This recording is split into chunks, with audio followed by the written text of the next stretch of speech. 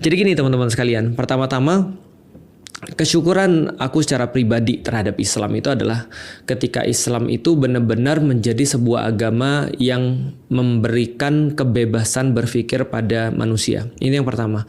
Karena kenapa? Karena dulu ketika aku pas masih dalam agama yang lama, kebebasan berpikir ini tidak menjadi sebuah hal yang umum dilakukan oleh orang-orang yang beragama. Jadi itu kayak sesuatu yang eksklusif.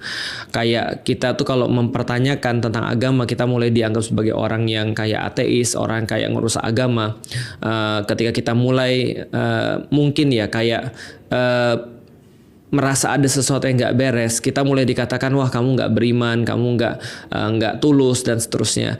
Berbeda dengan di Islam. Islam memberikan ruang yang sangat besar bahkan sebelum saya masuk ke dalam agama Islam, bahkan sebelum aku masuk ke dalam agama Islam itu ruang yang diberikan cukup besar sekali. Kenapa? Karena justru ketika aku belum mengenal Islam, lalu mulai belajar tentang Islam, itu ada ayat-ayat kayak hatu burhanakum, datangkanlah kemudian argumen-argumen ataupun bukti-bukti proof kamu kalau memang kamu merasa kamu itu termasuk orang yang benar.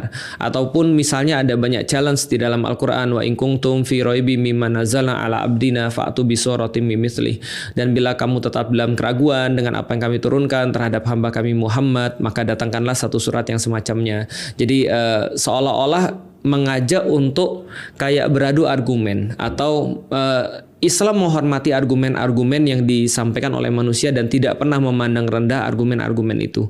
Bahkan dalam perjalanannya Islam juga ketika saya belajar, ternyata Islam ini adalah sebuah agama yang seolah-olah kayak ngasih tahu bahwa satu-satunya cara untuk kamu dapat dengan agama ini ya kamu menggunakan akalmu, kamu menggunakan logikamu, kamu menaruh agama ini dalam satu tes sehingga ketika kamu benar-benar sudah ngetes dalam tanda kutip agama ini, sudah menguji agama ini, maka ketika kamu masuk maka kamu harus bertestify kan gitu kan ya.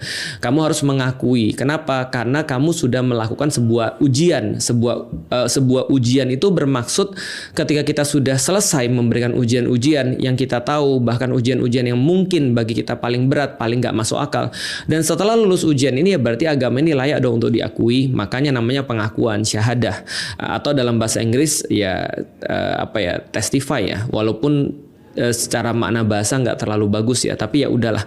Tapi yang jelas adalah Islam memberikan keleluasaan bagi kita untuk benar-benar menggunakan akal kita untuk kritis di dalam agama ini, dan benar-benar kekritisan itu tidak hanya dikasih ruang oleh Islam sebelum kita masuk Islam atau sebelum aku masuk Islam,